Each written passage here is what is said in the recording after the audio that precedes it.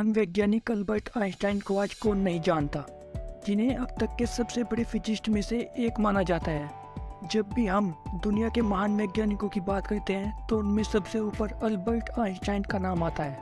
Einstein ने ब्रह्मांड की समझ को पूरी तरह से बदल कर रख दिया था। आज उनके प्रिंसिपल्स की वजह से ही हम टाइम ट्रैवल के बारे में सोच सकते हैं। उन्होंने बताया था कि ग्रेविटी कैसे काम करती है, ग्रेविटी टाइम पर क्या असर डालती है, और यदि अगर हम लाइट की स्पीड से चलें तो क्या होगा, और कई ऐसे प्रिंसिपल्स जिन्होंने भौतिक विज्ञान में भूचाल ला कर रख दिया था। अल्बर्ट को 20वीं सदी का सबसे बुद्धिमान व्यक्ति माना जाता है, इसलिए इन्हें सन 1921 में नोबेल प्राइज भी मिला था। अल्बर्ट का जन्म 14 मार्च 1879 को जर्मनी में हुआ था।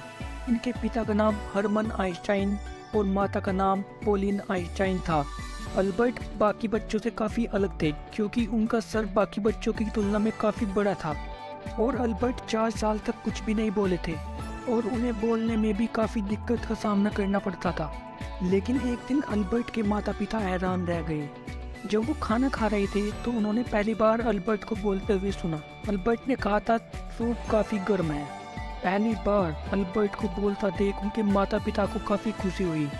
बचपन से ही अल्बर्ट आइंस्टाइन शांत और अकेले रहते थे। वो अपने उम्र के लड़कों के साथ नहीं खेलते थे, वो हमेशा प्रकृति और यूनिवर्स के बारे में ही सोचते रहते थे। जब वह 5 साल के हुए तो उनके माता पिता ने उन्हें जन्मदिन पर एक कंपास गिफ्ट के रूप में दिया। मैग्नेटिक कंपास को देखकर अल्बर्ट को बहुत खुशी हुई, लेकिन उनके मन में एक सवाल उठा कि कंपास का एरो मार्क हमेशा मैग्नेटिक नॉर्थ की तरफ ही क्यों रहता है। यहीं से अल्बर्ट के अंदर का जिज्ञासु इंसान जाग गया। हम आपको बता दें कि अल्बर्ट को स्कूल जाना बिल्कुल भी पसंद नहीं था।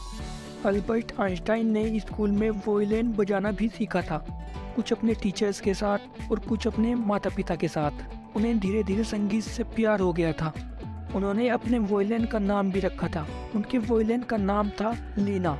सन 1900 में जब अल्बर्ट आइंस्टाइन 21 साल के हुए तब उन्होंने federal polytechnic teaching diploma pass किया, और इसी साल उनका एक रिसर्च पेपर भी पब्लिश हुआ। उनका टॉपिक था conclusion drawn from the phenomena of the capillarity. Diploma pass करने के बाद अब उन्हें अपना खर्चा चलाने के लिए कुछ पैसों की ज़रूरत थी, इसलिए अल्बर्ट ने कोचिंग के लिए स्टूडेंट की तलाश शुरू कर दी। इन्हें कुछ बच्चे मिले भी, लेकिन वो काफ़ी नहीं थे। अगले 2 सालों तक उनका परिश्रम चलता रहा। साल 1901 में आइंस्टाइन को स्विस की नागरिकता मिल गई, और साल 1902 में अल्बर्ट जब 23 साल के थे तब उनको स्विट्जरलैंड के बर्न के federal institute of intellectual property में एक असिस्टेंट एग्जामिनर की नौकरी मिल गई। पेटेंट ऑफिस में काम करने के साथ ही अल्बर्ट पीएचडी भी कर रहे थे।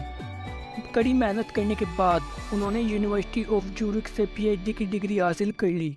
इसी साल आइंस्टाइन ने 4 अनोखे पेपर्स को पब्लिश किया: photo electric effect, the Brownian motion, the special theory of relativity and the equivalence of mass and energy पर ये पेपर आधारित थे। ये ऐसे प्रिंसिपल्स थे जिन्होंने दुनिया की सोच को पूरी तरह से बदल कर रख दिया था। Thank you for watching my video.